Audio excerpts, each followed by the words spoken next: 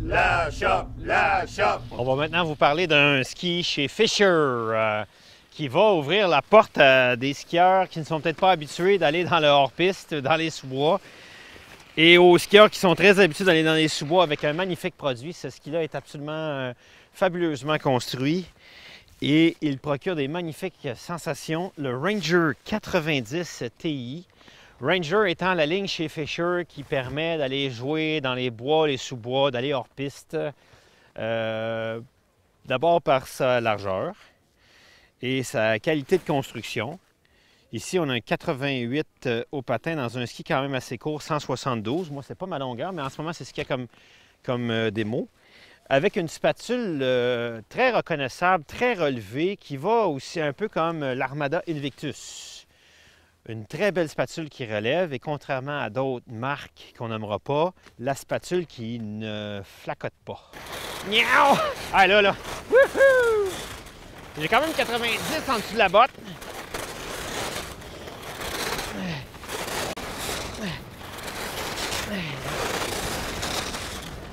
Donc on ne veut pas une spatule qui flacote. Elle est d'ailleurs très bien construite en carbone, tressée, et en même temps on a un petit profil convexe pour aller rajouter là, en spatule beaucoup de puissance à cette accroche. Puis quand on est à quart, on a presque 100% du ski du quart qui touche par terre. Puis quand on est à plat ou dans la neige ou dans le sous-bois, on a un ski qui est très, très relevé et qui permet de passer par-dessus tous les obstacles qu'on va lui envoyer. Je pense notamment à quelqu'un qui est un fan de la CBC à Tremblant, qui aime skier là, partout à Tremblant à partir de Edge puis tout ça, mais pas juste là, qui veut aller à Val-Saint-Côme dans les sous-bois, qui aime bien skier au Massif du Sud. Ça, c'est du bonbon. J-Peak hors des sentiers battus qui ne sont pas permis, mais qui sont quand même accessibles. Parce qu'on aura, en plus d'une belle construction, on a quand même pas mal de punch dans ce ski-là. Fait qu'il va être très bon sur la neige dure. Et c'est comme l'autre ski qu'on avait essayé, le Pro Mountain, construit avec la technologie AirTech, qui est un noyau d'abeille dans le ski, avec une plaque titane qui vient solidifier le tout.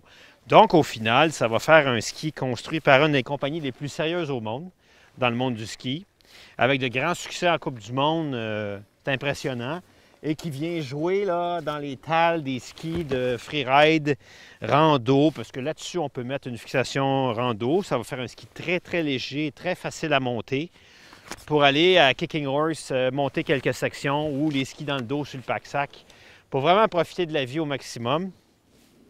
À 90 au patin, est-ce que ça serait assez pour être un seul ski chez vous? Ça dépend de vous. Il faut l'essayer. Puis vous verrez dans le dur si ça vous convient. Ici, aujourd'hui, à Chanteclair, c'est quand même assez dur comme surface. Heureusement, ce n'est pas glacé et ça tient très, très bien. Wow! C'est léger en spatule. Moi, j'irais même le prendre un petit peu plus grand, un petit peu plus large. Personnellement, ce ski-là, ça serait un deuxième ski. Ça me prend chez Fischer un magnifique slalom ou géant pour les conditions très dures, puis après ça, un Ranger pour aller extensionner mon range, puis aussi allonger ma saison ski de printemps. Quand ça devient trop mou, 90 au patin, c'est un minimum. C'est une suggestion, puis même une recommandation d'aller l'essayer, de demander de l'essayer. S'il n'y en a pas comme démo à la boutique, demandez qu'ils montent une fixation dessus et allez l'essayer. Il y a des bonnes chances qu'en revenant, vous décidiez de l'acheter, de le garder. Ou sinon, ils le garderont en démo, puis ça va durer une semaine. Après une semaine, il va être parti. Donc, pour l'année prochaine, le Ranger 90 Ti chez Fischer.